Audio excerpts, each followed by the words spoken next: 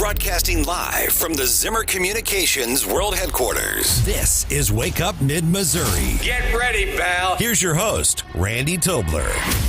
Michael Cohen explained this whole thing, quote, "That's what was owed, and I didn't feel Mr. Trump deserved the difference." That's a lot different than I stole $60,000 from my boss on the transaction at the heart of this case. And by the way, the fact that he was never charged with larceny is important because stealing $60,000 through fraud, which would be larceny in New York State, is more serious of a crime than falsifying business records.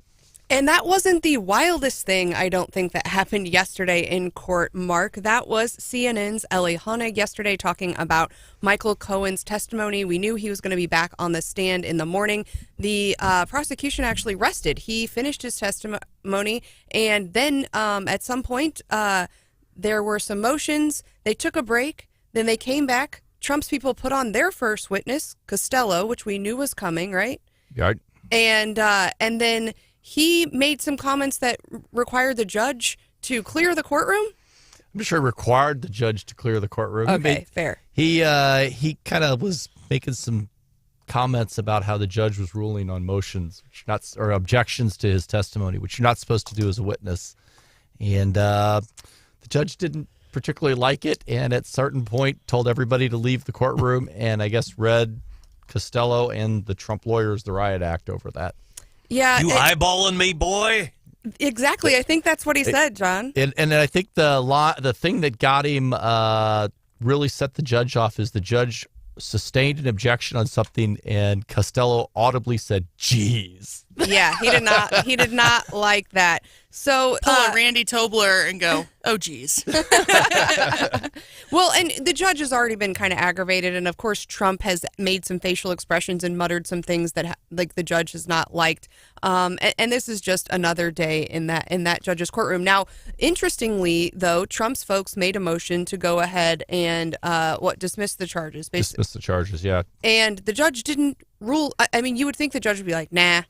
And he could. He has that in his power to just say, I'm not going to do that. We're going to let it go to the jury. Now, he made some comments about, questioning the attorneys, I believe, about, do you want me to take this decision away from the jury? If you think this guy's really lying, I think he said something like, you think that 12 New Yorkers aren't going to see right through this guy's lies or something like that, kind of indicating, yeah, this guy's not very believable. Of course, all of these types of discussions happen outside of the earshot of the jury. But Mark, I mean, did you take away anything from those motions yesterday? Well, I mean, look, he's offered the prosecution opportunity to respond, I think, today to those motions. I mean, at least it shows that the judge is taking him seriously. I don't know that he's going to dismiss.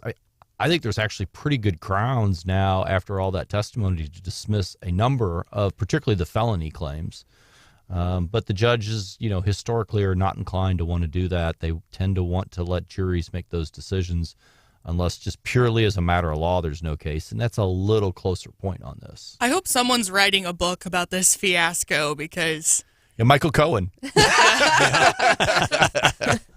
I think you're right there. Well, and I think the other big news out yesterday was that I think we reported yesterday on this show that we thought the closing arguments would come as soon as today.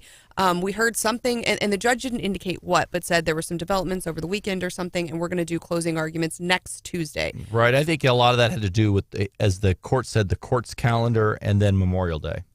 And trying to make sure that the jury gets a chance off for Memorial Day before they're going to be locked in, because once they go into deliberations, they're kind of locked in. Right. So if they were to go in Friday afternoon, you would ruin all of their weekends. Yeah. But would you really want them off for the weekend around their family and celebrating? I mean, I don't think the jury's sequestered. I think they're going home every day, so they're seeing their family already. I'm sure the pressure will get more and more as it goes on, and surprisingly, the media is not trying to find out not trying to disclose the names of the jurors like used to has happened in so many cases.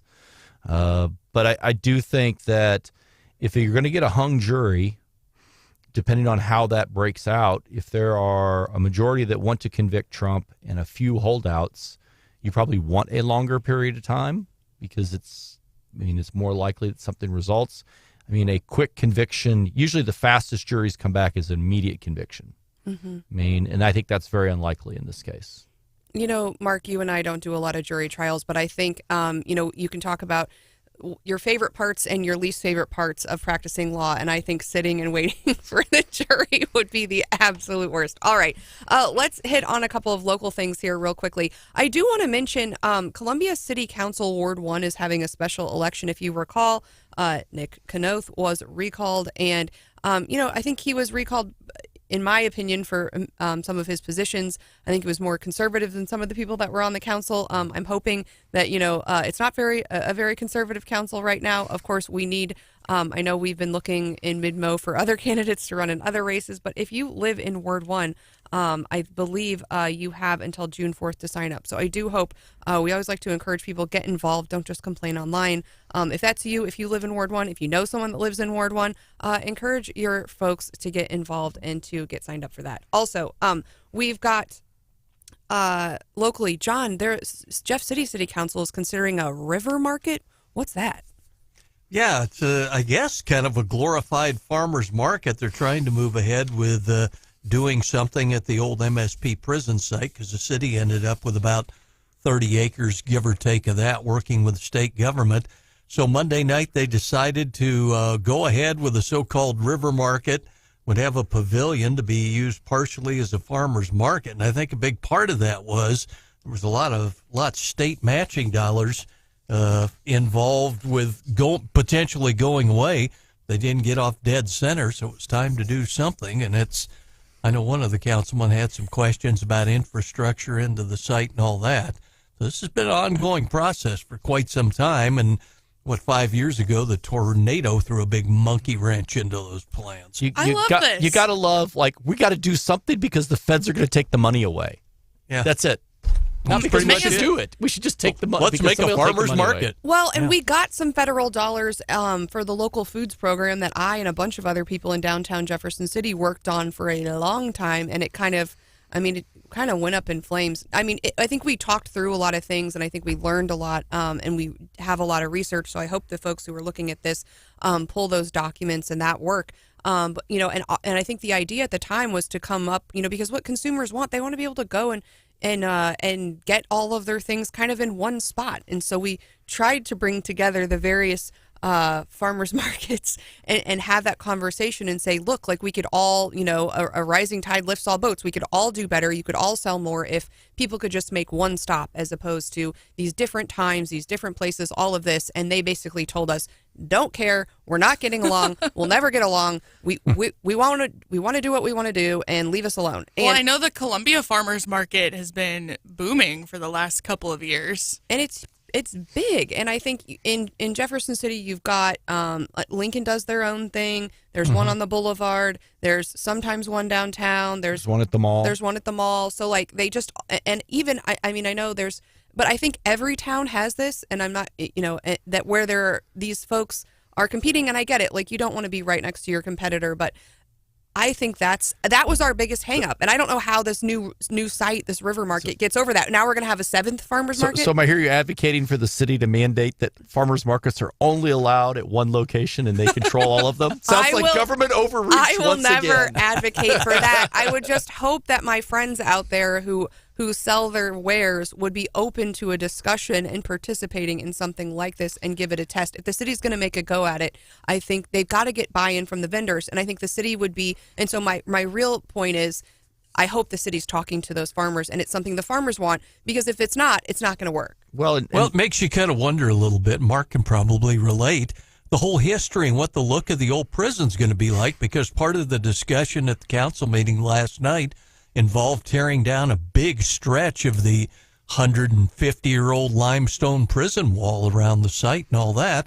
And they've already started demolition, I think, on the Saddle Tree plant on the MSP prison ground. So, the historic types out there are wondering what this is going to look like when they've torn down buildings and moved the gas chamber, et cetera, et cetera.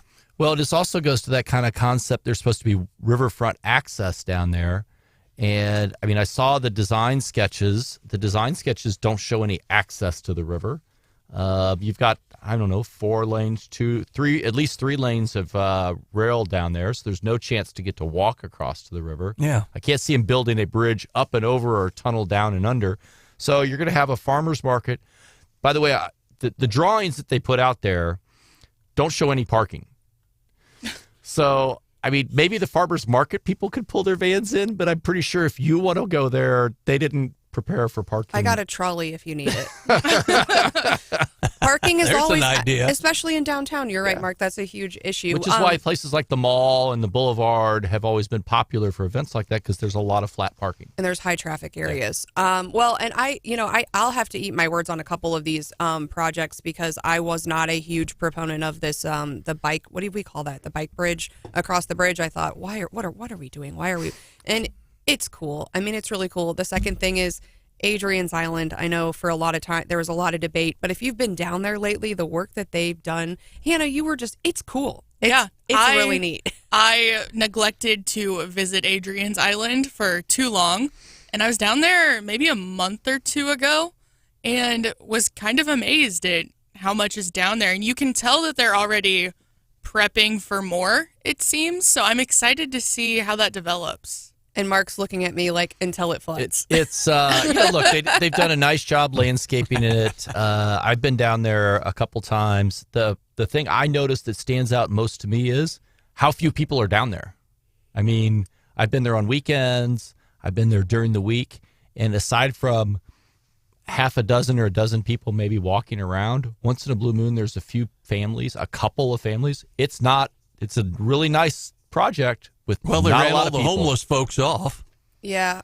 The sunset down there is pretty cool, too. It sets behind the river bridge. Oh. It's pretty cool. Well, and there's a little pavilion down there now, so it looks like, too, you're going to be able to, like, have little gatherings and stuff, which would be really nice. There's hammocks. There's, like, lawn chess. So, the big life-size chess pieces. Yeah, I mean, I would have killed for that when I had small kids, because my kids used to wake up at 5, and we always went quote-unquote exploring early in the morning to try to get the wiggles out. And usually we were up by the fountains or, walking up the giant hill there by Patty Malone's. I mean, we were kind of all over the Capitol complex, but that would have been just a wonderful, as a young family, to be able to go down there. Well, anyway, there's going to be more people there now, Mark, because we're not gate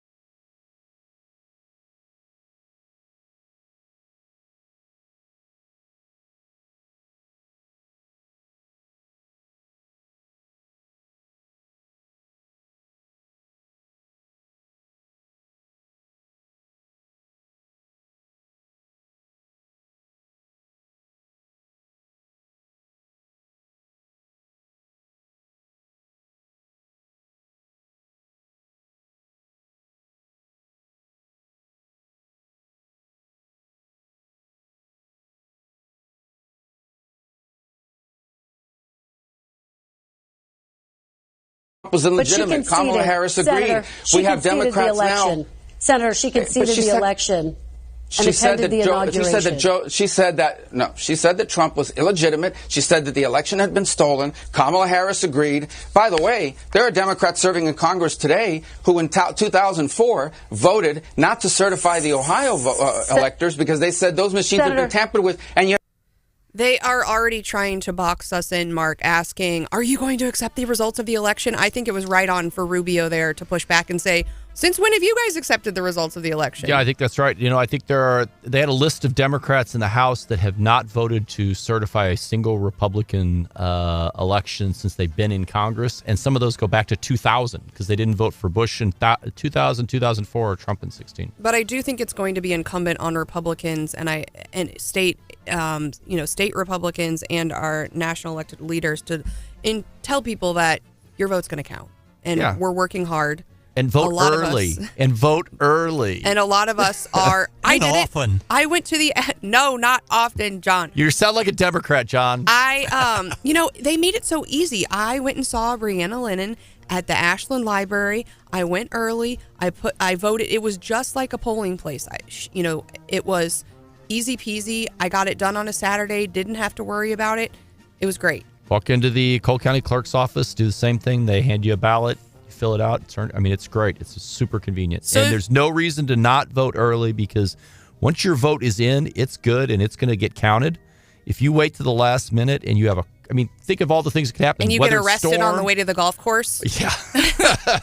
So if I've gotten 3 voter ID cards in the mail, that means I can vote 3 times, right? Well, you should call Jay Ashcroft and ask Jay Ashcroft why that's occurring because that's part of his office's interpretation and implementation of a law that was passed a few years ago. And I think it's just wrong.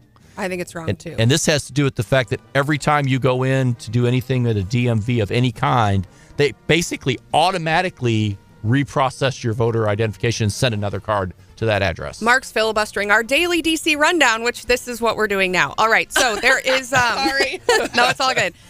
There is, it's primary day in a bunch of states today. Fani Willis is on the ballot. Mark, there's also an interesting election going on in Oregon. Oregon, the prosecuting attorney in Oregon it's a nonpartisan race, but he's a far left progressive. Ironically, his last name's Schmidt. I don't know where all these Schmidts keep coming from. There's a Republican, former Republican, now independent, who's running against him. Speculation is that people are really upset up there. This is the prosecutor said he wouldn't prosecute any crimes that came out of the riots in 2020.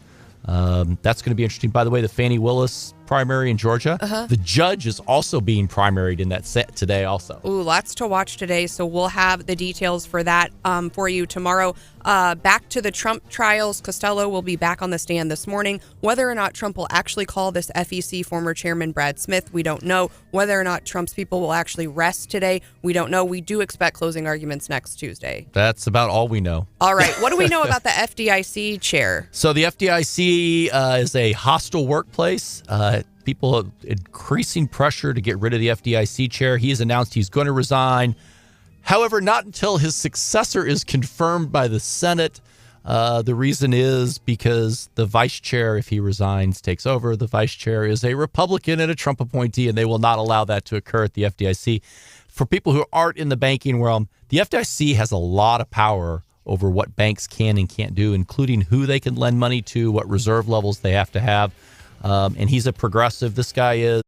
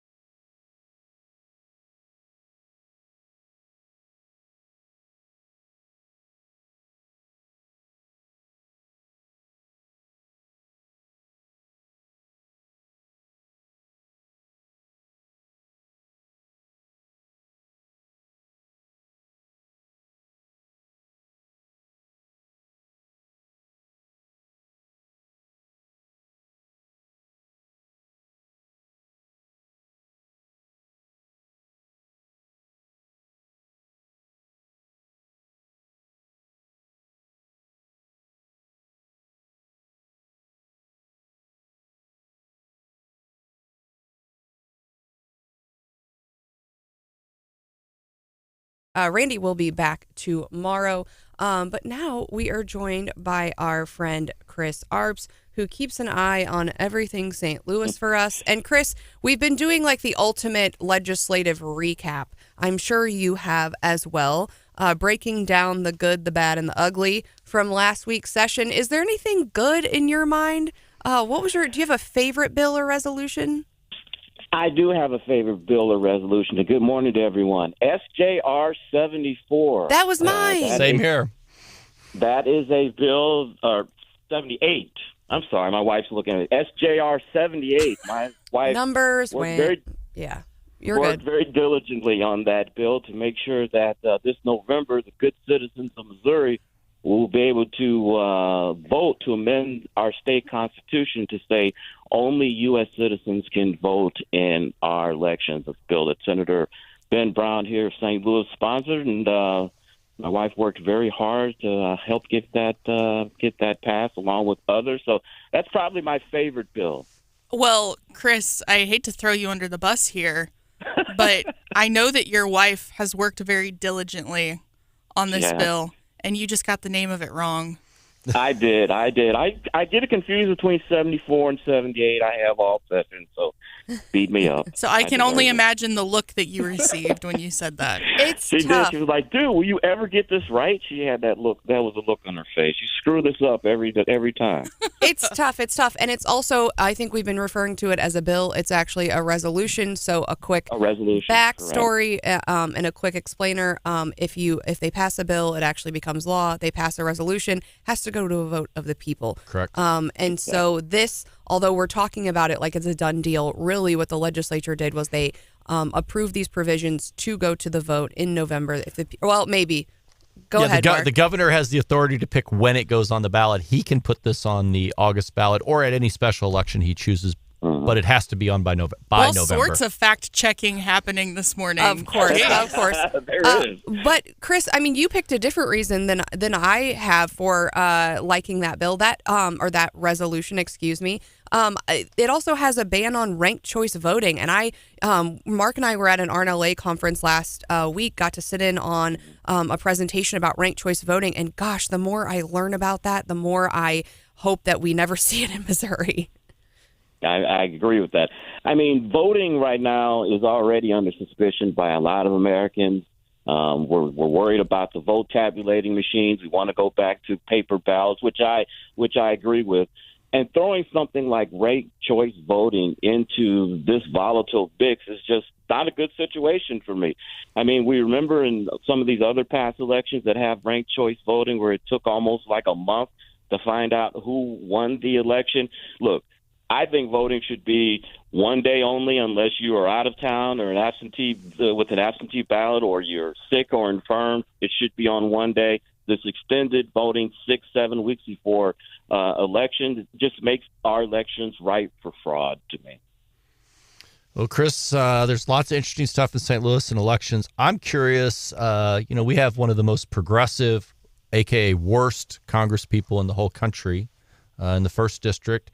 And now progressive groups are endorsing Wesley Bell. I saw that Indivisible St. Louis has endorsed him. What's kind of going on up there that is putting the progressives in this camp? Well, I think the main thing is Cori Bush is an embarrassment to St. Louis and to the 1st District. She is my congressman. I mean, this is a woman who has Boeing, a major defense contractor in her district, and she is called for defending the Pentagon, which would put thousands of Missourians out of work. I think the vast majority of Democrats here in St. Louis are embarrassed by Cori Bush, so they are supporting and have endorsed Wesley Bell, who is the prosecuting attorney here in St. Louis. There was St. Louis County, there was a poll that came out probably about a month ago that showed Wesley Bell with a 22-point lead. So I think it's like it is sometimes in politics. People like to go with the winner, and they see Wesley Bell as a young man, as a winner, can take out this clown. So I think that's why he's getting a lot of support. Tim, Tim Jones, your radio show partner, Chris, had some pretty strong comments for Senate leadership at the end of the session the other day. We won't get into the weeds on just what was said, but your take on how things were handled in the Senate. It was one heck of a train wreck this year. It was one heck of a train wreck. And, we see a lot of spin and a lot of finger pointing going on at the end. Some of the accusations that Mary Elizabeth Coleman, Senator Coleman, that she was directly responsible for killing the bill, I think is much overstated. I think you didn't have enough senators to sign the PQ. I think that is the big issue. And look, I think she did what she thought was the best thing to do to try to save the bill, which is to take it off the floor, send it back to the House. We all know that the Democrats are going to keep filibustering till Friday till 6 p.m., so there didn't make any sense to keep that going. So I think she's taken a lot of flack. I think for people to say that she is not pro-life or killed the bill is overkill. It's interesting on that because that bill started out as not being Mary Elizabeth Coleman's bill. It was stripped away, I think, from Schroer, if I remember right, in all that Freedom Caucus stuff with Caleb Rowden, and quote-unquote given to Mary Elizabeth as a favor. And maybe the politics of that is sometimes when your folks come to you offering you a favor, maybe the best answer is, no, I can pass on that, maybe find somebody else. Now, exactly, because it's just we all know Senator Mary Elizabeth Coleman's reputation is being very pro-life, that she has championed that issue her entire time in the legislature. And then for people to say that she killed this bill and all of that is just ridiculous to me. Now, Chris, you talked about your wife's work here in Missouri on non-citizen voting, but you recently published an article about Oklahoma for Red State. Tell us about what's going on there. You guys did your research today. Look at you. Oklahoma, their end of their legislative session ends in a couple of weeks. There is a bill, a resolution, the same as here in Missouri, that is languishing in the Oklahoma legislature. So I wrote an article for Red State, kind of directed to the good citizens of Oklahoma, saying that this is something that you guys need to take a look at. This is something that needs to be done. Don't listen to what people, when they say that people already can't vote in our elections. It's already enshrined in the Constitution. It's not. And all we're asking, and same here in Missouri and Oklahoma, is for one little word change in their state constitution to say only U.S. citizens can vote instead of every. And that one word difference does make a big difference, because the liberals look at it as the thing in the language saying every, you're saying who can't vote. They want you to sell out specifically who cannot vote. And because every doesn't say that, they're looking at that as the loophole to allow anyone to vote. And they've done that in certain cities, right? The issue that really put this on the map, or the city that really put this on the map, was New York City about 2 years ago. The New York City Council passed a bill to allow non-citizens to vote in their municipal elections. And, Stephanie, here's the crazy thing. The people only had to be in the city of New York for 30 days prior to the election, and they could vote in the elections.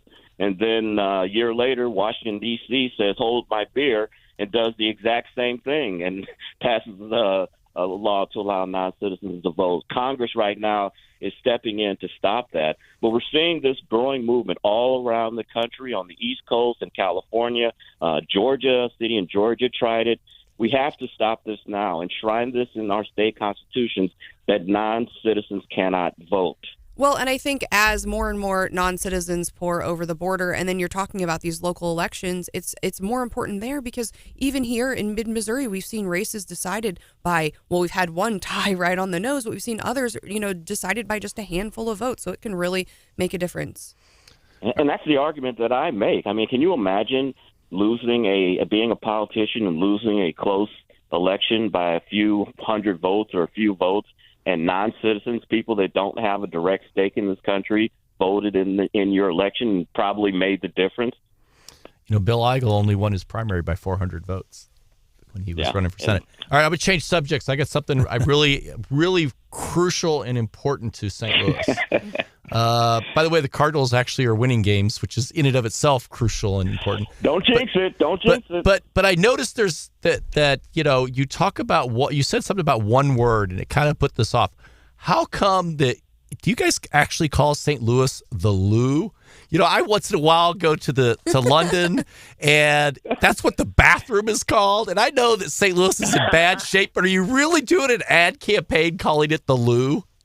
We have to call it the Lou. And I'm going to go out on a limb here. I don't think you were a big Cornell Haynes Nelly fan back in the day there, Mark, because the Lou comes from his Grammy Award-winning album where he says that I'm from the Lou and I'm proud, and that kind of has taken on its own thing and has become kind of the official slogan for St. Louis, the Lou. But yeah, you're right. I remember when I used to watch like old British television shows and Australian television shows, and they would call the bathroom the loo. I remember that. They still do. Maybe it's a metaphor for what's going on in St. Louis City, right? Oh, Mark. So I should not buy you one of the new Cardinal jerseys that has the loo on the front. I know, right? It's horrible. It's the what do they call that? The local the local connection jersey. Oh, those things are terrible. I like the classics. Well, I am a big fan. I saw Nelly at the State Fair last year, but the best time I've ever seen him was he rapped with the St. Louis Symphony. And it sounds kind of weird, but it was one of the best things. It was so good. And the thing that I love about Nelly, he's a local guy here, U City. That's where I live.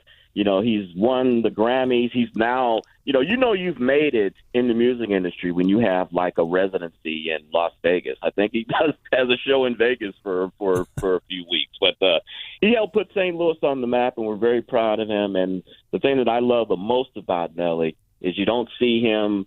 He had some issues a year or two ago on the bus, but you don't hear about Nelly being involved in domestic assaults and having all of these children out of wedlock and getting in trouble.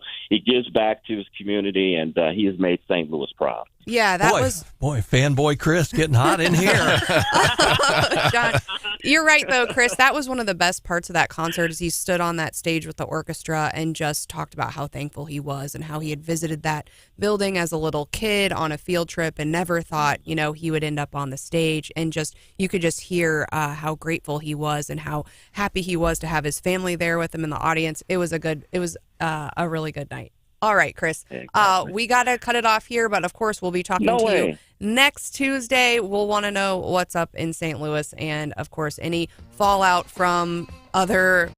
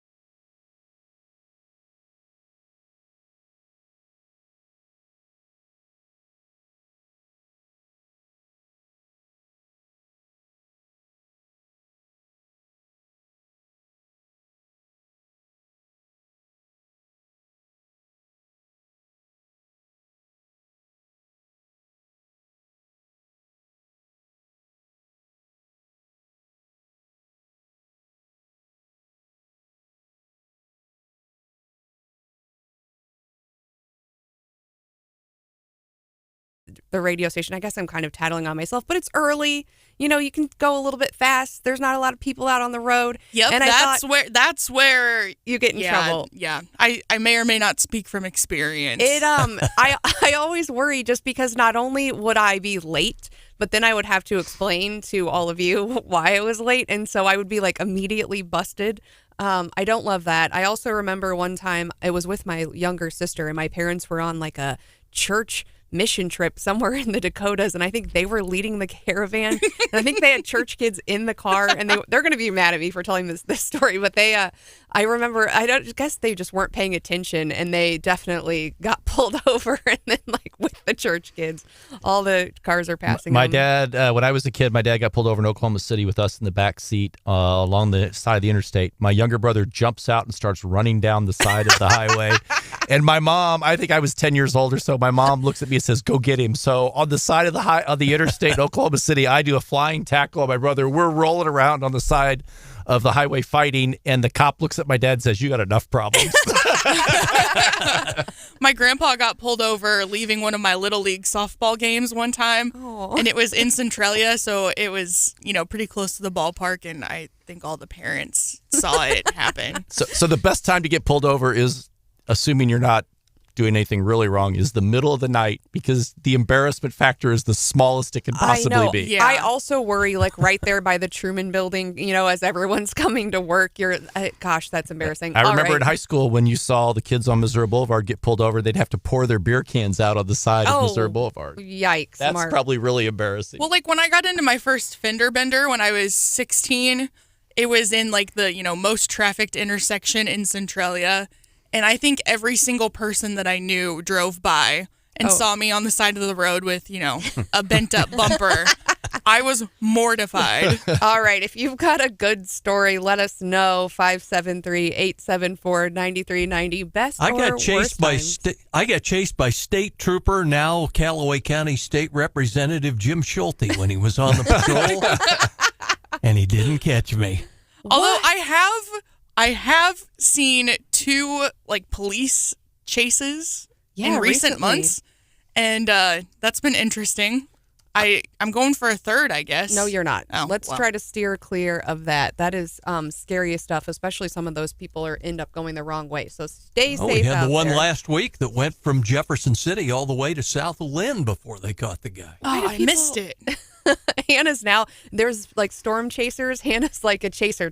Well, the most recent one I saw, they were on Highway 50 going the opposite direction, like towards California, and I was going to Jeff City. And there were like 3 police cars with their lights and sirens on behind a car. And I noticed the car wasn't pulling over or like getting over out of their way. I assumed that the car just was being a turd.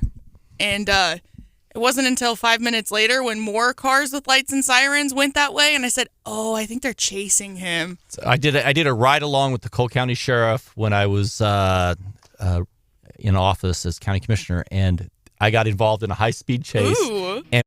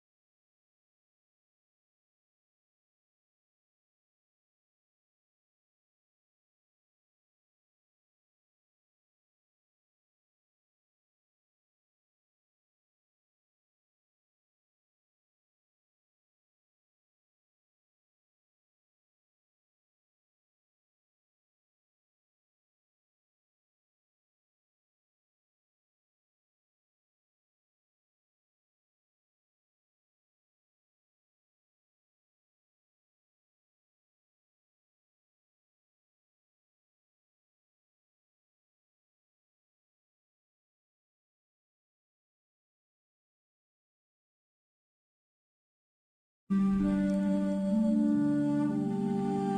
gonna go on a limb and say that there is already a pre-produced video that's ready to go almost immediately after the roll call happens on this bill.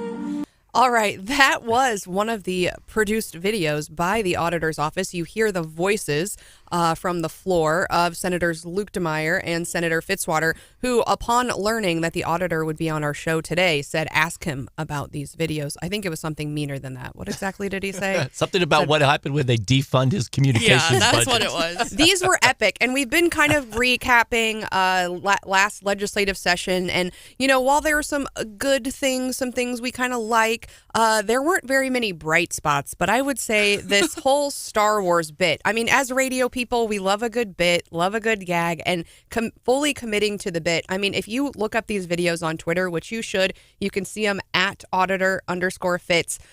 You actually see Senator Luetkemeyer and Senator Fitzwater's faces imposed on like Star Wars scenes, and their mouths are kind of moving. Like it's wonderful. It's very well done. I want to know who's responsible, but we do ultimately. The auditor is responsible, and he joins us now. Welcome in, Auditor Fitzpatrick, from a galaxy far, far away.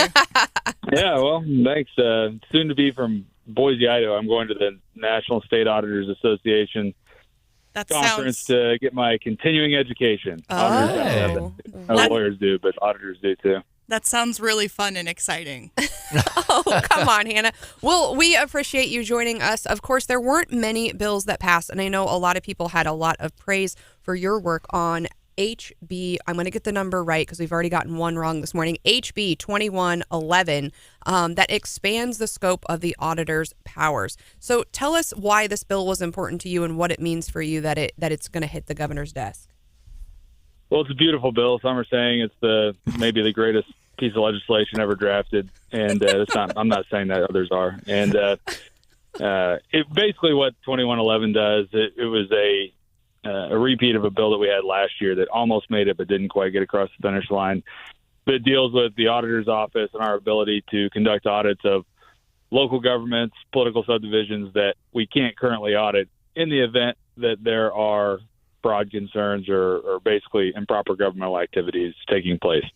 So we have a whistleblower hotline, and we've had for a very long time the ability to conduct investigations of whistleblower complaints into local governments.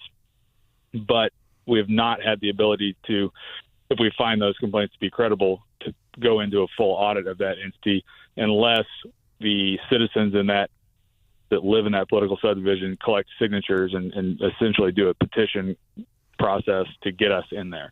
The other way we've been able to get in is that we get invited in by the local government. But if we're in a situation where the people involved in the fraud or the mismanagement are still in charge of that entity, it's unlikely that they're going to invite an audit. So what we did, and what I would say the primary provision of HB 2111 is that it would allow us, if after conducting an investigation pursuant to whistleblower complaints that we found that those complaints were credible, we could make the decision to initiate an audit without having to subject the citizens of that political subdivision to a petition process and having to gather a bunch of signatures. So that's the main provision. It also gives us the ability to issue subpoenas, which we already have that ability in the audit process, but we don't have it during the investigative stage. So currently, if we get a whistleblower complaint, we want to request information from whoever we receive the complaint on. If they are not cooperating, we don't have the ability to issue a subpoena right now. We'd have to go to court to get that done. Now, with 2111, assuming Governor Parsons signs it, we'll have the ability to issue a subpoena, just like we do during the audit phase, to compel production of documents and things of that nature. Scott, to use another Star Wars reference, are you guys going to have to go enlist the Mandalorian and see if you can find somebody to watch Baby Yoda for him so you can track down Kim Gardner? Well, I think we're getting closer on Kim, and I don't have anything concrete to report as of yet, but we do have high hopes that we're going to be able to at least get that subpoena served on Kim that has been, we've been making attempts to do that for since February at this point. So I do think we're going to find her, and hopefully she'll come in and answer questions, and we can get that audit report out as soon as possible. Scott, Years ago when I worked in the auditor's office, which is a lot of years ago, we always had issues with records and requests for records. And beauty was the auditor's office able to keep a lot confidential. In this new bill, I noticed there's a new exception to the open records law, and it deals with reports of allegations of improper governmental activities. What's kind of the process or thought behind keeping those reports confidential and closed? Well, currently the whistleblower's identity can be protected. So a whistleblower has the option of remaining anonymous when they make a complaint to our office, but the records, any records associated with that are not closed currently. And in some instances, the nature of the complaint would lead people to know who the whistleblower is. So there are, certain instances where only a certain person could be the whistleblower based on the information that we receive. And in those circumstances, in order to better protect the whistleblower's identity, it was prudent in our view to grant additional exceptions that would allow us to close records related to the complaint if it could jeopardize the identity of the whistleblower being revealed. And I'm very much in favor of releasing as much information as we can in every circumstance, and we'll continue to err on the side of doing that when possible. But I also don't want the whistleblowers to be concerned that, giving us information could result in them being exposed as a whistleblower. And we have to be honest with those people when they are providing information about what the circumstances surrounding the laws and the release of those records are. And so the more that we can hold information back that could potentially identify a whistleblower, the more willing I think whistleblowers will be to provide that information. And so just kind of be clear, obviously, local elected officials and law enforcement agencies can ask you to do this under the provision. So those reports to you all would not keep confidential. You'd let that be public record if it was a governmental agency asking. Correct. Yeah, we'll always err on the side of releasing information that we can release. So if we have a referral from a prosecutor's office that asks for an audit or a law enforcement agency, and we're in a position to release that, we absolutely would want to do that. And I believe that giving people the most information that possible is always the best thing. When you're talking about government, it's the people's business and it's the people's money that's involved, and giving that information out is a good thing in my estimation. Now, I want to talk a little bit about who pays. You talked about there, before the citizens could come together, sign a petition, and then that would trigger an investigation and audit. But now you can do that on your own. Does that make a difference? Does that manner in which the triggering event change, whether or not the local government then has the burden of paying for some of this work? Yes, and that's a lot of times the cost of the audit is a big reason that the local governments will push back against the petition process or try to dissuade people from signing a petition. We made clear in the bill that if we choose to initiate an audit as a result of an investigation we've done that determines a whistleblower complaint is credible, that we will not charge the entity for the cost of the audit. We will do that audit on our own. And it's been longstanding practice of the auditor's office to generally not charge for, when there's a fraud concern, like a PCFD, what we call our Public Corruption Fraud Division audits. If that entity's been ransacked or had a bunch of money stolen from it, we try to do that at a reduced or no cost to that entity when those audits take place.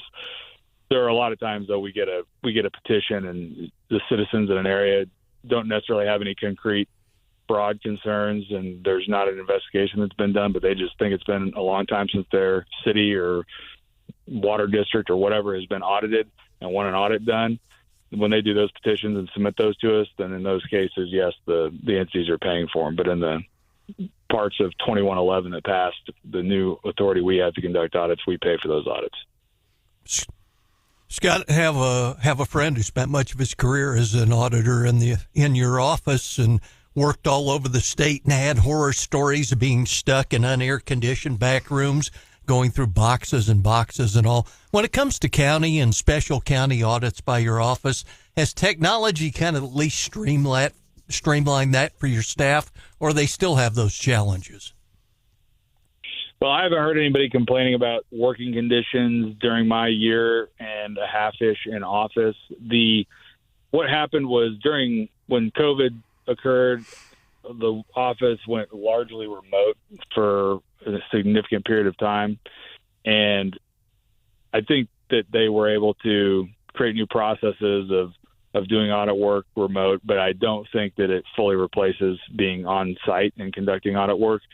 So we are now really kind of encouraging the audit staff to be on site and make sure they're getting the information they need and that all the records are being produced that are supposed to be produced, and then doing other audit work that they can do in the office, and they are allowed to work from home a little bit as well. So, but we have tried to really reinstate getting out to those counties and to the other entities that we are auditing and being there in person. Not all the time. I mean, back in the day, 30 years ago, the auditors would leave Monday morning. They would audit.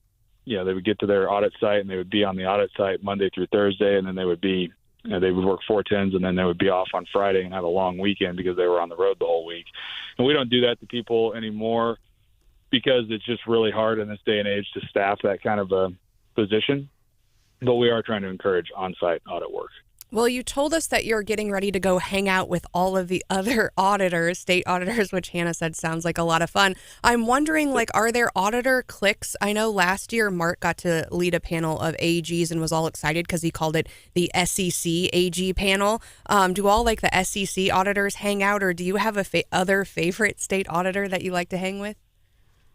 Well, it's a pretty big nerd convention. I've only been to one of these so far, and there are other state auditors that I have met. But the thing about the difference between treasurer and auditor is, I think every state, or maybe except one or something, has a state treasurer. Not every state has an auditor, and in the states that do have auditors, not all of them are elected. Some of them are legislative audit functions. Some of them are appointed by. They're an independent agency, but they're appointed by the legislature.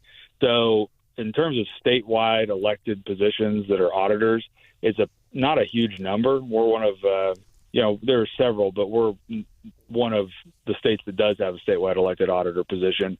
And I've only met a handful of them, honestly, because not all of them were at the conference I went. I'm a member of another entity called the State Financial Officers Foundation that I'm the chair of this year, which is a kind of the free market-minded treasurers and auditors, and we meet twice a year as well. And there are some auditors, Allison Ball from Kentucky, who's a very bright young woman that was the state treasurer of Kentucky before she was the auditor, just like I was the state treasurer before I became the auditor.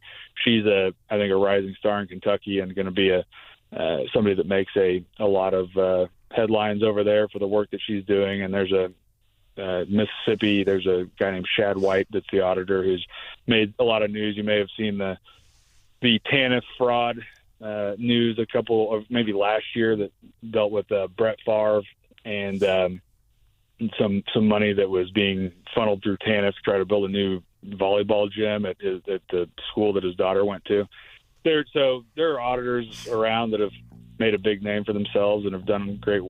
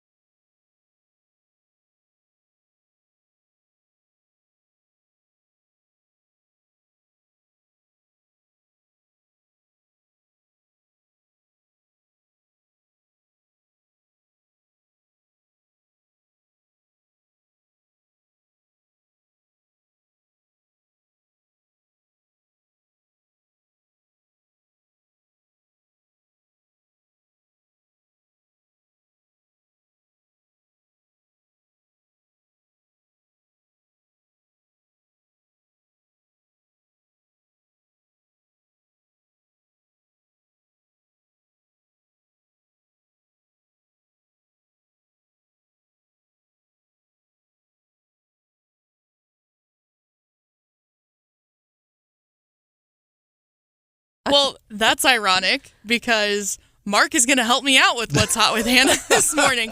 We've been having a little bit of a spirited debate about something that's in the CNN headlines this morning, but it goes back to when I was in college. Not when I was there. Well, that was a little longer ago, Stephanie. But they're called Borgs, B-O-R-G. And what it is, as far as I understand it, is you get one of the gallon, like, water jugs. Like a milk jug. Yeah. You fill it up about 3/4 of the way or so, and then you dump in your vodka or your Malibu, whatever. So you start with water. Yes, and it's mostly the water. Greeks at Mizzou from our era know it as jungle juice. Well, yeah, that's true. That was done in trash cans. Yeah. This is the portable version. Everyone has their own. And it's also like you decorate it with a Sharpie.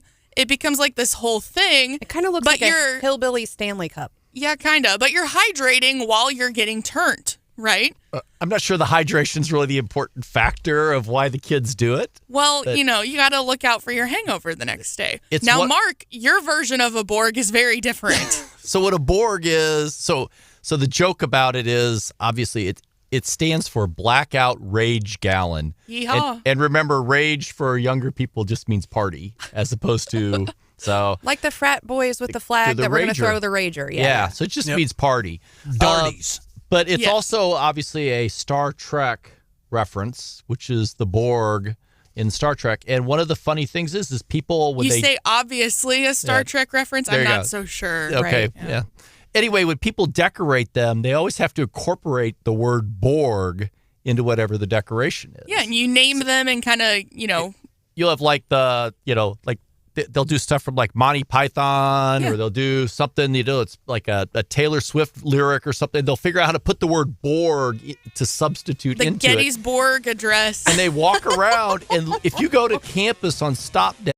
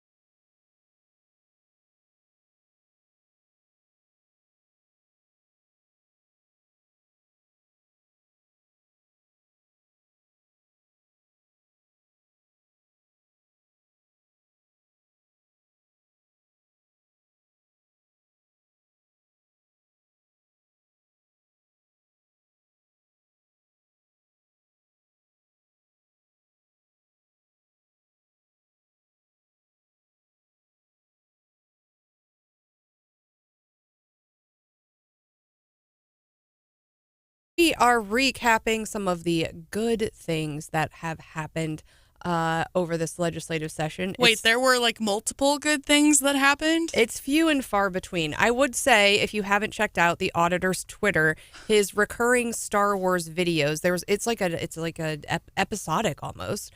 You need to check through his Twitter and watch these videos. They are very good. Certainly a bright spot. And I kind of feel bad for him because they did so well this year.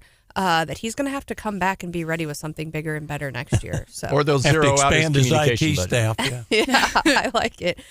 So we talked a little bit with Chris Arps, too, this morning about the SJR that he likes. And Mark and I like that one, too. I think he likes it because it bans non-citizen voting. It also bans ranked choice voting. And it's also something his wife has been working on. Yeah. Yes. So we're not sure where that priority level lies there, right? I mean, Mark, we got so close to getting ranked choice voting in 2022. They had an initiative. They turned in 300, 400,000 signatures, somewhere in that realm, and missed the ballot, didn't qualify by spent millions of dollars. And just barely didn't qualify. You know, who knows if the voters would have ultimately approved it or not. But in places where they've done this in other localities, the results are mind-boggling. Yeah, I mean, it's a really terrible idea. Obviously, we're assuming voters approve this SJR. It's SJR 78 if you want to look at it. That'll be a prohibition on doing it by legislation. It won't be a prohibition from another constitutional amendment. Right. The problem with those kinds of ideas are they kind of sound popular until you see how they actually work in operation. And, New York City's the consummate example of that when they had that mayor's race. And it took how many days for them to figure out, who won the mayor's race because they had to count the votes and then they had to reallocate the votes and they had to count the votes again. They had to reallocate the votes and it takes forever. And you talk about confidence in elections. That's something that really harms confidence in elections. And I think it's good to ban it. It'll ban it for all local governments, but obviously on a state level, it would require a constitutional amendment in the first place. Yeah, and even beyond like taking a lot of time to count, they showed an example at RNLA last week, and it was like there were a whole host of candidates, and once the last person is out, then they reallocate their votes, and so they showed how the process worked, and they said in one of these races, it ended up being the guy who ultimately won in the first round vote was third. And you're getting these candidates that okay, but they weren't really anybody's first choice. So, and they used this in Alaska in that congressional district race that Sarah Palin was running in. And I can't remember how it turned out, but I think she got the most votes in the primary.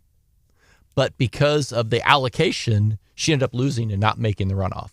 So, you can win, quote unquote, the primary and still lose. I think what this measure does is it basically says a plurality in a primary is sufficient. Now, for a general election, you have to have 50%. Right. All right. Well, I am glad to see that going through. It could be on the August ballot or November ballot. The governor will call. I don't think Mike Kehoe is going to call that while Governor Parson's out of town. We should mention Lieutenant Governor Mike Kehoe is currently serving as acting governor. Correct. Governor Parson is on a trade mission to Italy, and then I think taking some personal time. But hopefully we will catch up with him when he comes back in town. Well, and Governor Parson did something kind of big yesterday, I thought. Delivered a slap on the wrist.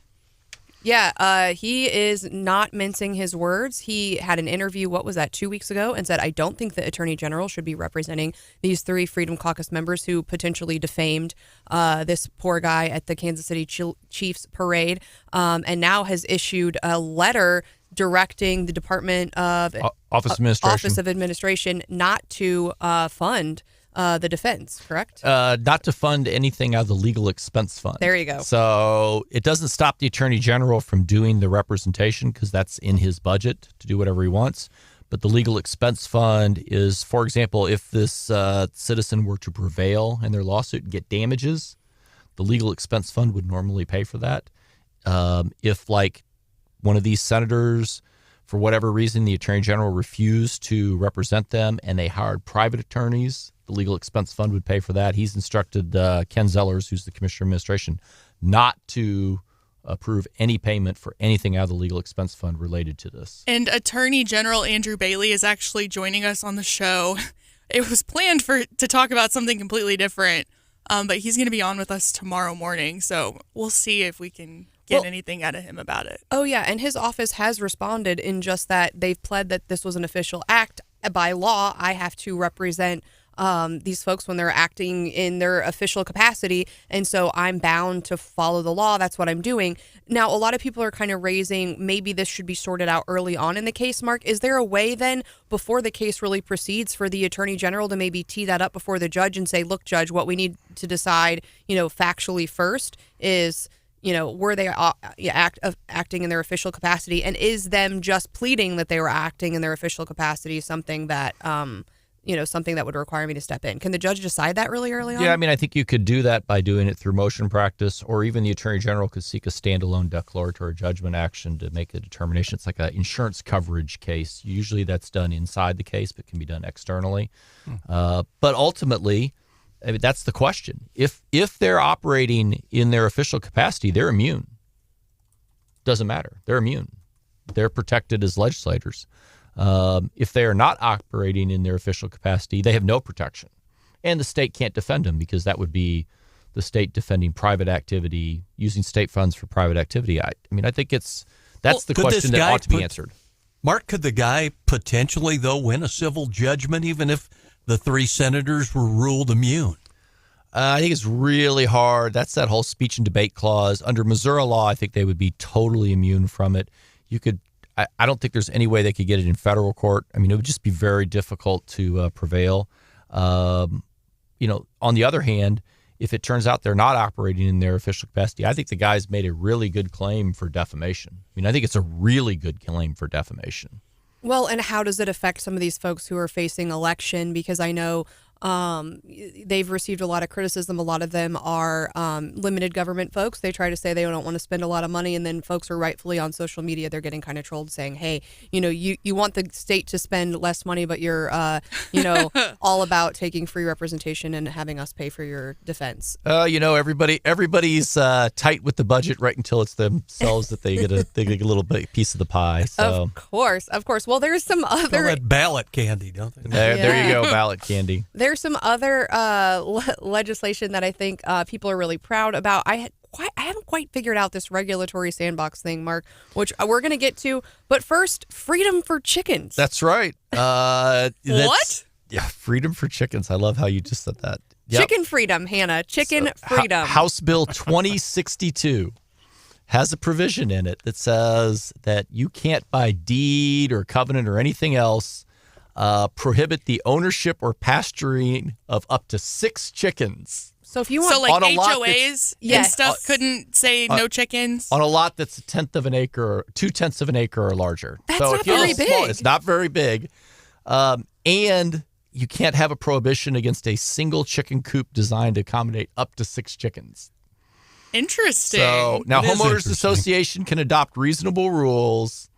Is there anything worse than a homeowners association, though? And can restrict the chickens. So sorry, HOAs can restrict the chickens. They can restrict the chickens? It's an exception. Interesting. Because Jefferson City ordinances, if I'm not mistaken, say you can have that limited amount of chickens in a neighborhood. And we recently had that debate, I think right before I showed up in Ashland, about backyard chickens. But it only covers chickens, not like goats or anything. It specifically says chickens. I think I saw. And this is what our legislature passes. Well, I saw there's a there's Can't do IP, but we can do chickens. Well, I kind of like this though, because it is I know a lot of people recently who've gotten chickens, and they're all in the same vein. And I've seen the meme, and they're like, chickens are the first step to government conspiracy stuff, because first you get chickens, and then you kind of get weary about you're more natural, and you get a little bit weird about the gateway drug into being crunchy. Yes, the food supply, and then you're a prepper, and now and I'm like, it really is, and I think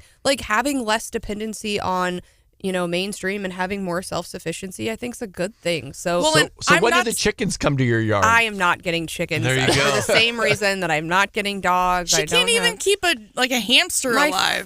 My fish died, actually. So all I've got, now I'm down to a lizard right now and a bunch of cicadas, honestly. I'm not surprised that this passed because many have described this session as a cluster cluck. So I think this is just fitting. Too easy. Yeah. All right. Goodness. Okay. Let's move on to regulatory sandbox. I know that was a bill that was passed I think championed by Alex Riley, who I'm hoping to get on the program.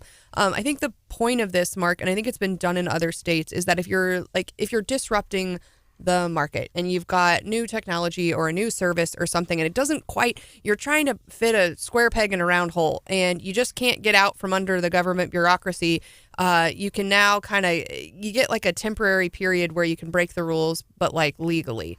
As long as it doesn't create public harm or anything like that, there's a way to suspend certain rules. But it makes me nervous in reading the bill because I thought, it's just like a free-for-all. Instead, it's like we're going to create a new department. There's going to be all these rules you have to apply. They have staff. It just seems like a lot of burdens. And the director has like absolute control over who can be in and who can be out, even though there's like a board that's supposed to review the applications. The director has the authority to kick out. I mean, it seems like the hoops that I would have to jump through to then get some hoops removed is like 6... But I got to imagine if you're a large entity and you really have something that's innovative, you would be able to fairly easy, being a large entity, to staff up and come up with the application and the requirements to get out from under it. I think what it hurts is maybe who's a small person, small mom and pop business that comes up with that disruptive technology, they're never going to be able to get involved in this. Yeah. I know Brad Jones from NFIB, when he was on with us, they were very involved in the weeds on the regulatory reform and the sandbox thing, and I think it was all kind of revolved around trying to cut through some of the red tape for people, big, small, or medium businesses. Yeah, I think that idea makes sense. I worry about reading the actual bill language that maybe we got down into the weeds too much, and I think maybe I just need like a real world example of how they can tell me this is when going through all these initial hoops would make sense for that 2-year temporary period. Well, and you read through it, and there's so many requirements on what you have to submit to qualify. It seems like you just created it's just bureaucracy. It's going to be really good for lawyers. Yeah. More bureaucracy. So what we've created is a new bureaucracy so that you don't have to be regulated by the old bureaucracy. And I'm hoping when we have these folks on, they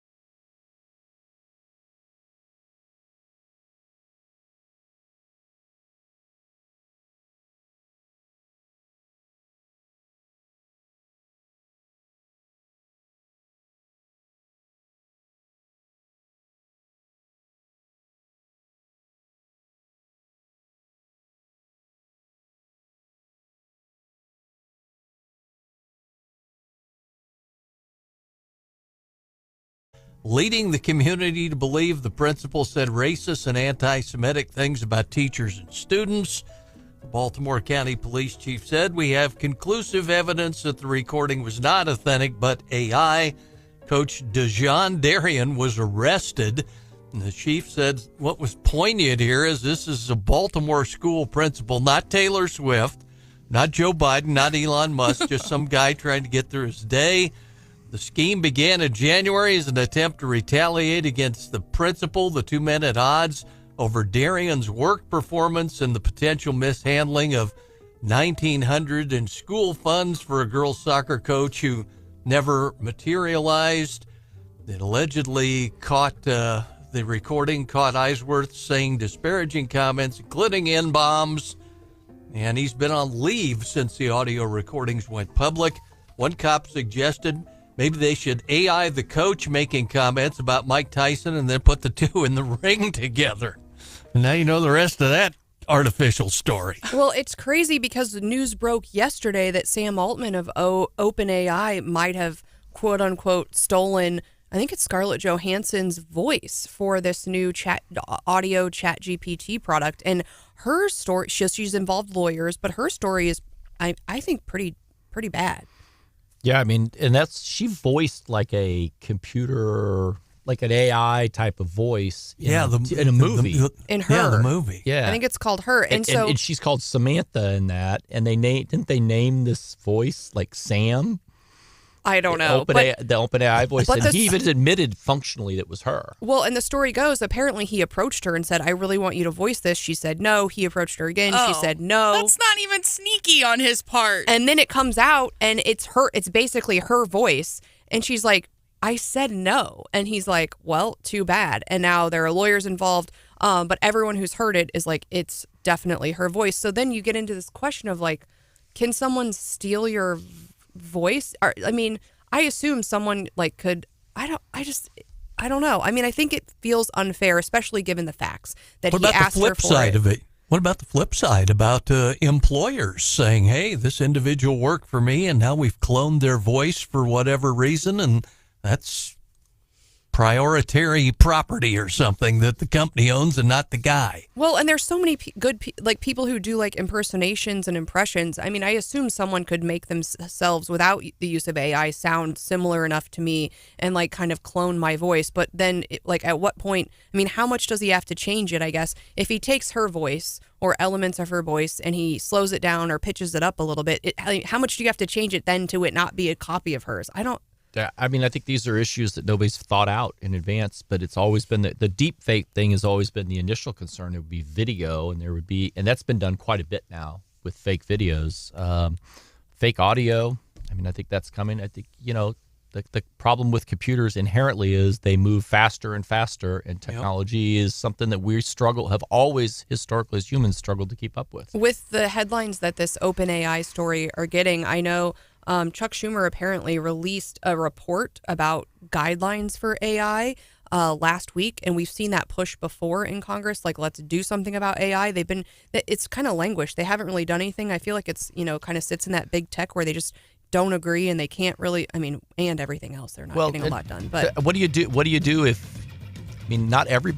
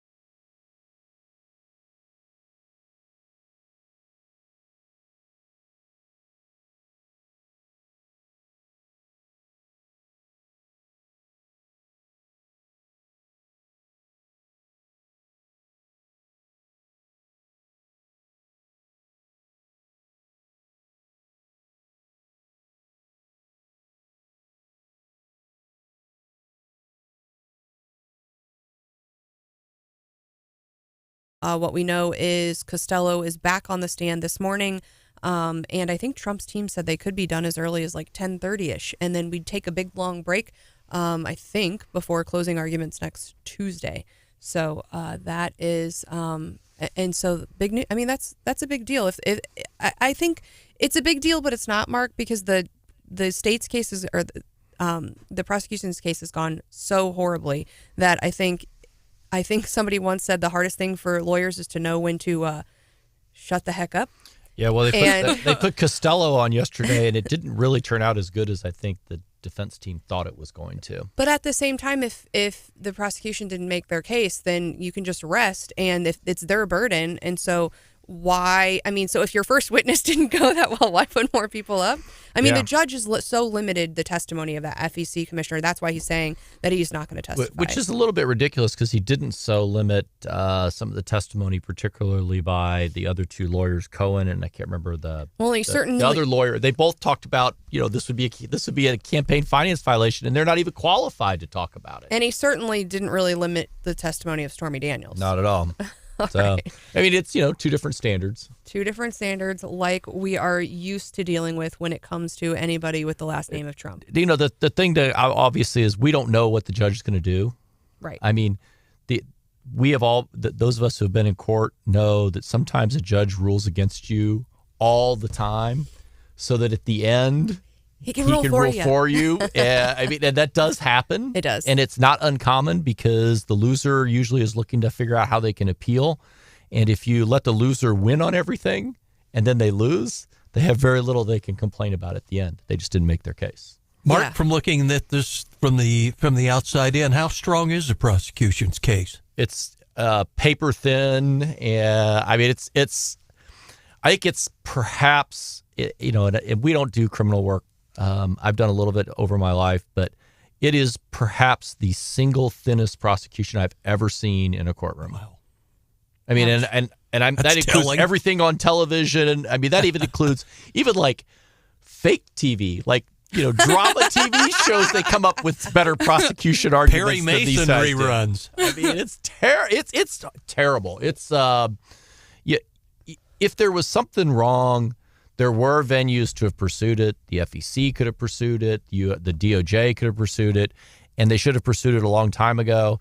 It's very clear that this is a house of cards, and we'll see what happens. I mean, any legitimate judge would say there is no proof of an underlying crime, period, and that you cannot consider any underlying crime, and that throws out all the felony allegations and knocks it down to a question of statute of limitations on a misdemeanor, if there's even a misdemeanor.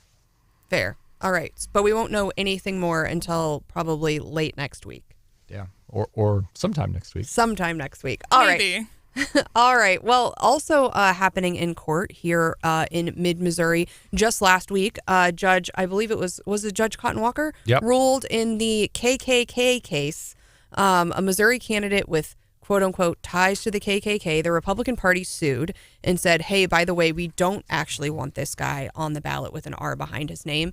He showed up to register. We took his money. He filled out all the paperwork correctly, but now we've decided, we didn't want him to be on our team. Now, when you say a KKK guy, what do you mean? Like, actively? Or took a photo with the wrong person? His line was that he was given a temporary 1-year membership. That was what his response. So in other words, a KKK member. I mean, let's be honest. Yeah, he disputes being a member of the KKK, but just calls himself pro-white. Oh. So I mean, I think not a good look. I'll be honest. I mean, I frankly, I think probably the judge got it right. The party should not have taken his filing fee. And they have the authority to do that. They've done that in other circumstances. Sarah Unsicker this year with the Democrats, they said, we're not taking your fee. You got to run as an independent. And there was a court case several years ago. I think I want to say it was in 2018. It was Courtney Curtis, where the law used to provide that if the party wouldn't take your fee for a statewide office, that you could pay your fee to the Secretary of State and still get on the ballot. After that Courtney Curtis case went to the Missouri Supreme Court and the Supreme Court interpreted statute, the legislature changed the statute to provide that the only way you can get on the ballot is if the party gives you a receipt for state office. State office only. They didn't change it for local offices, only for state office. And here the party screwed up. I mean, that's the lesson. You can't go complaining at a later date after you've done something stupid. But as a party, how do you? I mean, so there are pictures apparently of this guy with statewide elected officials. And so I know I've seen one of this guy, and he's like at an event, and I think Jay Ashcroft is there. That's the one photo I've seen. But maybe that's why Jay was okay with it. So some people said, "Hey, but like how many pictures does Jay Ashcroft take with people?" Thousands, and right? Thousands So I guess if I'm the party and I'm like I want to be able to associate with who I want to. How do I protect myself against? Because I don't know the background. Don't take his party dues. But how do you know? Because it's like in the moment. So right? there are lots of ways a party could do that. Okay. A party could say we won't issue receipts on the last day or the first day unless you come in unless you pre-clear. Really? Yeah. So for example, this guy filed on the first day. It was the day when they have 600 candidates file, something like that. Everybody shows up in that cattle call. It's a line. They're trying to move people through as fast as they can. I mean, it would be easy enough for the party to say, if you want a receipt on the first day, you have to come in 2 weeks early. The party could easily do that for the first day. That issue gets harder on the last day when somebody shows up on the last day because to file. Then you have the Chuck Basie problem where in Columbia, the school district decided we're just closed the last day of filing. And then they said you can't be on the ballot. And the court said, no, you're not allowed to basically not allow people to register on the last day. So that last day thing would be a problem. So the last day thing is the more difficult one. The problem is the facts are bad in this case. The party knew the guy was going to file too. He had been talking about filing. It wasn't like it was a big secret. Again, when you make the mistake, it's really hard to run to a court and say, hey, can you fix my mistake? Didn't mean that, sorry. Yeah, but I don't know. Do over. It's also tough because, I mean, who's decide? I mean, obviously this guy, we can all decide that maybe we wouldn't want to be associated with this particular person. But what if, suddenly they're like, hey, I don't want to be, associated with anybody who said anything about election denial or whatever. So I mean, where do you draw the line? I don't have an answer to that. I know what and is it the party treasurer, the county vetting thing that's tried to be done is a terrible idea. I agree. And that's kind of the concept a little bit of what we're talking about here. It's very difficult. There's no easy answer, which is why it's pretty rare. Let's also let's be clear. These cases occur, but we're able to tick off the names of the people they've occurred to because they are so rare. There's like one a cycle or one every other cycle. That's fair. John, what do we need to know about the weather today? It's supposed to be hot. And other than that, hot. Yeah, I know a lot of us have baseball games scheduled. No, We've guys, got all what's sorts of hot other with stuff. Hannah was at 7:27. Okay. Darn. I can replay it. Now, the ABC 17 Storm Track weather team has issued what they call a weather alert day for this afternoon and this evening because there's a potential there for severe thunderstorms. They were saying this morning on the air that maybe as early as 3 o'clock this afternoon we could see some of the pop-up storms, and they're capable of producing golf ball-sized hail, mainly high winds, but the off chance of tornadoes. And then they're talking about sundown, a pretty good line of damaging winds, 60, 70 miles an hour could blow through mid-Missouri reasonably quickly. And I think from the sound of it, that sounds more like what we need to keep our eye on. So we'll keep you posted on that and see where it all goes. All right. So check in with us throughout the day on KWOS or the Eagle for the latest on that weather. John, also, this Jeff City Council is talking about a river market last night. What do you know about the river market? Well, it's part of the construction. They're talking about, like you said, a so-called river market, which sounds basically like a farmer's market and would include a pavilion there on Chestnut Street at the old Missouri State Penitentiary property. And talk about potentially, if they move ahead with it, having it open in a little more than a year by July of 2025. And the catch is, as Mark pointed out, is city kind of at the risk of losing some land and some big deal government matching bucks. So they wanted to get off the pot and move ahead. And then you get into that whole debate of, is this appropriate? Is this what they should do? And there's all sorts of things tied into it about potentially tearing down a bunch of the old historic limestone walls of the prison. So, man, we're from Missouri. Show me. Well, I just want to know what's the update on the developer that was selected for the MSP site. I saw on the agenda, I think in the work session, there was a discussion about something about an update on that. Is there ever actually going to be a developer that does some development of MSP? Well, we saw the guy from Broadway Hotel was tied in with the city, had his name on the dotted line. Then he started doing the big expansion at the height of the challenges with materials, doing the second tower at the Broadway Hotel, and the city said, nope, you're done. We'll move on to somebody else. So, yeah, I'm kind of like you. They've debated this hot and heavy since the 1980s, whether you're talking about MSP redevelopment or a dedicated convention center for Jefferson City. It's been a long time coming if it comes. They had that deal out at the mall, and they had private funding for it, and they couldn't bring themselves to do it because people said it had to be in downtown. You're welcome. So we don't have a convention center.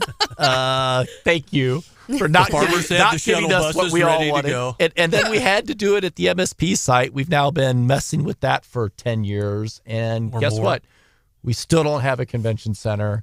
I guess, that the people that don't want change have figured out that the best way to not have change is just to kill every idea that comes up. We with want change. change. Stephanie. We just want it invested in a way that will actually work, and it would have. No one will go to a convention center at a rundown mall. How's that work thing going right now? I love our beautiful convention center because it works so well. Yeah, well, we don't want to flush the money down the toilet. I think we've talked about it for a long time. I'm hoping this river market thing works out. I think they've got to talk to the farmers and get them engaged and on board before they try to do this thing. I think the other thing is the city's got so much on its plate because it sounds like they got John some state money for the parking garage. They got to take down that building. They got to take down, and they're going to be dealing with that whole mess that's right on, really close by to MSP. I think that's a lot for them to take on all at once. It is, and the whole half block lot you were talking about with the Texas developer and the potential for a hotel, a attached conference center, and a parking garage and all that. Location is good, but let's see it happen. I agree. All right. Well, up next, we're going to do your morning bell. Before we get there, we've been talking a little bit of Jeff City politics. But if you are in Columbia, City Council Ward 1, there's going to be a special election. If you're interested in running,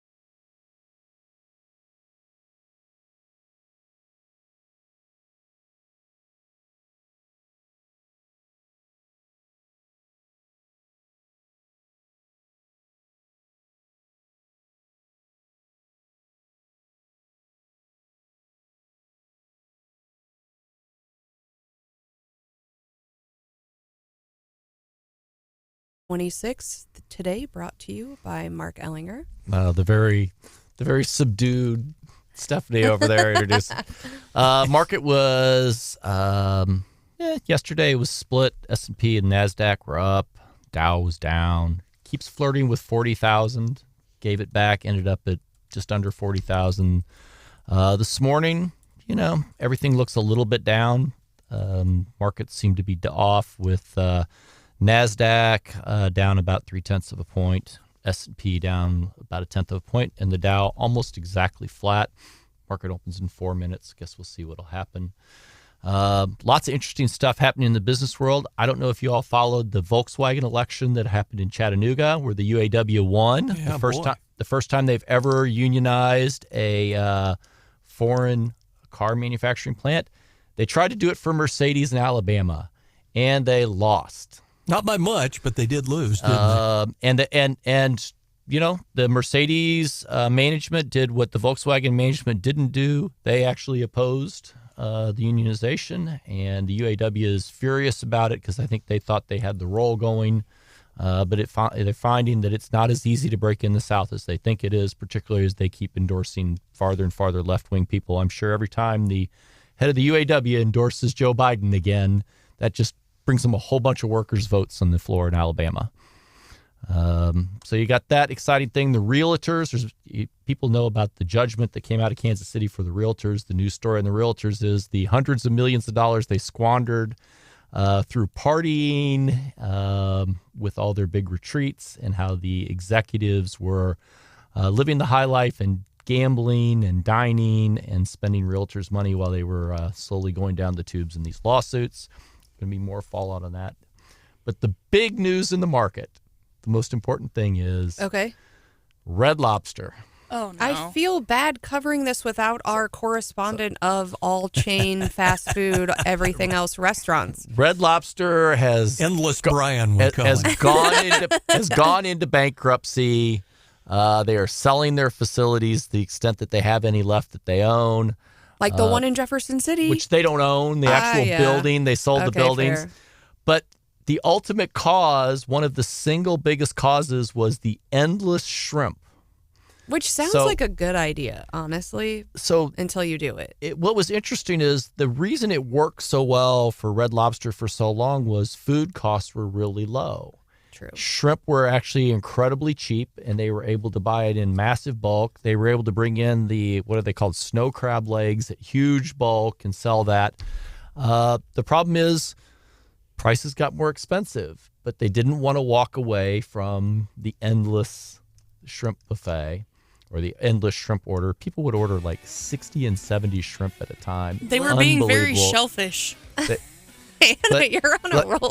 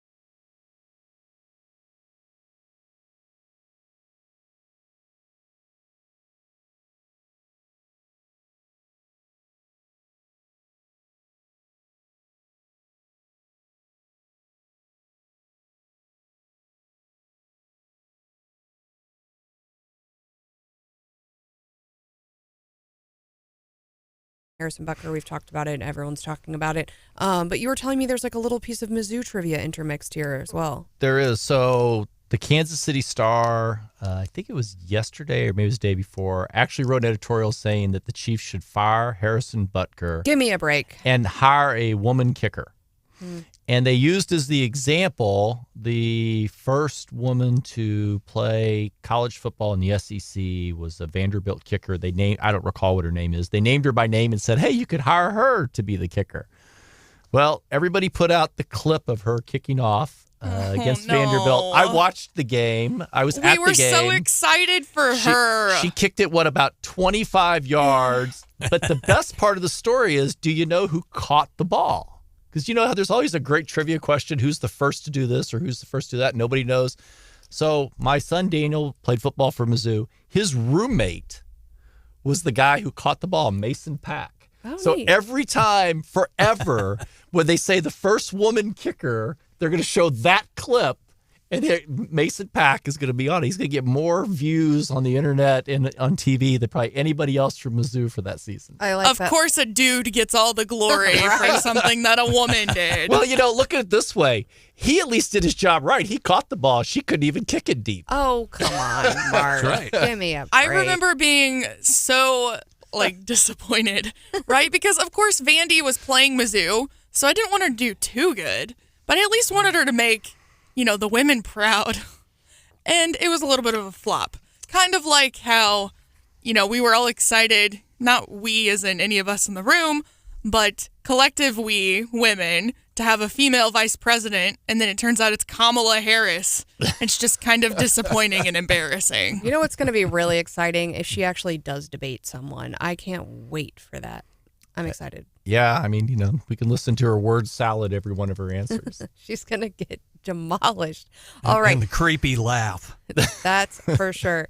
Well, I know we don't do a lot of agreeing with the Missouri Independent. Hannah has been on them. They're our friends now. When they actually use our material and our interviews, and they don't just say a random radio station, they have been giving us credit. So they've been very gracious since then. Well, they're going to be even more gracious after this because we don't do a lot of agreeing with them, but they have put out their list of winners and losers. And we usually wait till Friday, but we can do this now. They've put out their list of winners and losers. And so I want to know, are you guys, I think Mark is more in agreement than I think even I am. You think they got it right? I think John Rizzo's the biggest winner of the session. Man, just ask him. He is. I think he's a great guy personally. I don't agree with his politics on most stuff.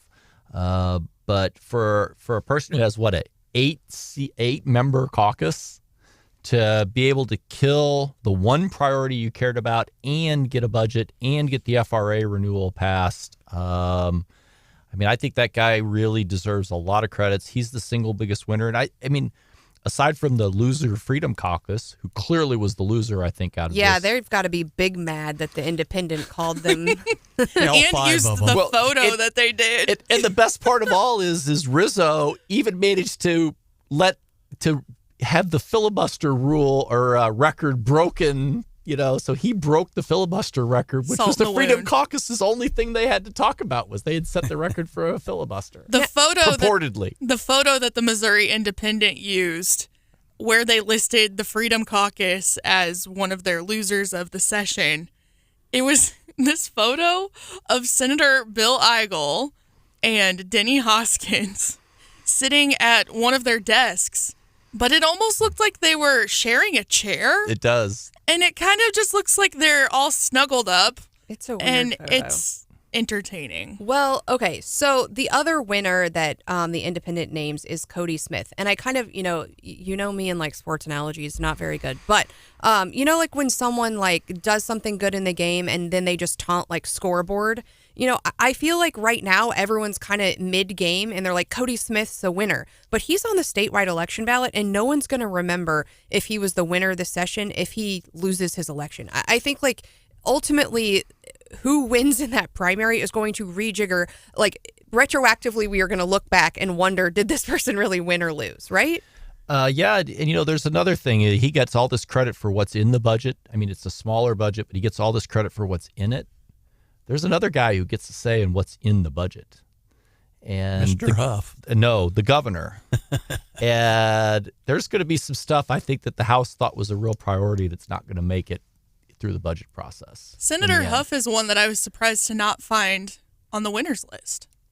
Just me?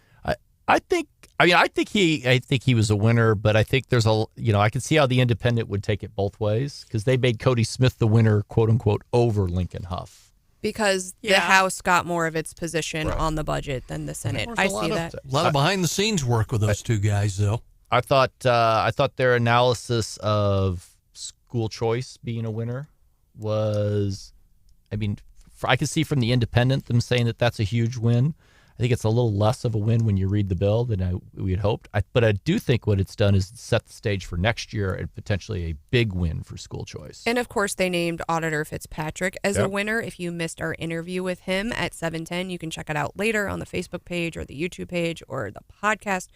Make sure you're downloading our apps because they make getting to those feeds really easy. But I think anytime you can reach out and grab more power, especially in the environment that we're in. And also, I think like the auditor and the treasurer there's not a lot going on, right? The auditor more than the treasurer. And so I think, I think he was previously hamstrung, in his position, and this gives him a little bit more latitude to really go in and accomplish some things that it sounds like is a priority for the office, Mark. Yeah, the auditor's office is an interesting one. Obviously it's off your election. It has a lot of power from the perspective it can audit everything in state government. That's not quite as exciting of a power when your own party controls all of state government than it is when you have some non of your own party in state government. So I think the auditor's position will stay relatively sleepy for a while. Yeah, I can see that. Unlike how it used to be. Well, and I don't know that I necessarily agree with any of their losers. Okay, Freedom Caucus, fair. But they're individual losers. They call, I agree, like the process. I didn't like that we didn't conference committee on the budget. I do feel like the institution broke down a bit. I didn't like that, I thought we should have called the PQ a couple of times and didn't. So I agree that the institution / the process could use some help. But they called Dean Plocker and Mary Elizabeth Coleman both losers. And I would disagree there on both. And again, here's another one where I would say, the election could rewrite some of this for the independent. Because who cares if they think you lost the legislative session if you're the next Secretary of State? Yeah, it's interesting that the House kind of got its way on the budget. And the speaker gets to be viewed as a loser. He did have some difficulties with the ethics thing, but he came out ahead. He won the ethics thing. Right. I don't think Dean's a loser in this one at all. But I totally agree with your concept that the primaries make a huge difference on who the winner and loser will be. I might actually disagree. I think Mary Elizabeth Coleman, in the end, came out a loser on this because she carried a lot of water for the right to life people. And that's really one of her passions and focuses. She's unabashed about it. I think we all agree with that. And then, the IP bill didn't go. There was no chance of it going. It was never going to happen. But it's not her fault. But then the right to life people went against her. Yeah, and that makes her politically a loser because she needed the right to life people to be supportive of her. That's going to be a problem in a primary. I think she, in that Secretary of State primary, I think she is now in the worst position from where she was to start because of that. And I think that's unfortunate. It goes back to the comment I think I made earlier, which is, the legislature gave her, Rowden basically gave her that bill if she wanted it. It was not really a gift. It was a sentence. She's being blamed, but I don't think that, the fact that the Senate was dysfunctional this year, and it wasn't her fault that it was dysfunctional, erases her lifetime of pro-life leadership. And I think I do agree she's being blamed, and that's she's going to have to figure that out. But I think that people who are in the pro-life movement, who've been with her from the beginning, who know her work, I still think she looks back at that record and no one can really dispute that. I agree. I just think from a political perspective, she took it on the chin pretty hard. Yeah, and I think she's a good person. She's been a pretty effective legislature. The fact that she got the Planned Parenthood bill through was really, really successful. But I think it's really difficult to see how she comes out positive from this, particularly in light of the fact that, Secretary of State race has multiple candidates and multiple women. So the net effect is, I think she had to differentiate herself, and that didn't happen. And I think that's going to really hurt her because I think the ultimate standard is the primary. That is the ultimate standard on who the winners and losers are. But Valentina Gomez may be a winner. Oh gosh, but aren't you like also? I mean, maybe there is a path forward for her here because again, like she's not really. I mean, sometimes the establishment folks are mad at her for her really pro-life views, and now the Freedom Caucus is mad at her. And whereas, the Freedom Caucus people are like, oh, it's all the establishment, and everyone else is like kind of mad at. If you're like not with anybody, it kind of does make you stand out as, look, I make everybody unhappy because I do my own thing and I'm like independent. I think there's a lane for her with that. I just think in a race where there was 2 or 3 people running, I agree there's a lane for that. In a race where there's 6 or 7 people running, it's really hard. I will tell you that several younger people, like my younger son's age, have said they really like Valentina Gomez because of her because she's on social media and because she's hot. No, because she is blunt, and they like that. That's like refreshing to them. It's a little bit like the Donald Trump thing, the weak and gay comment, which we all kind of laughed and made fun of. They're like, this is awesome that somebody says that. Well, so we are in serious trouble. Yeah, I have seen people saying those same things, Mark. Valentina Gomez, though, took her own joke too far, and now she just keeps overusing it, and it's totally lost its steam.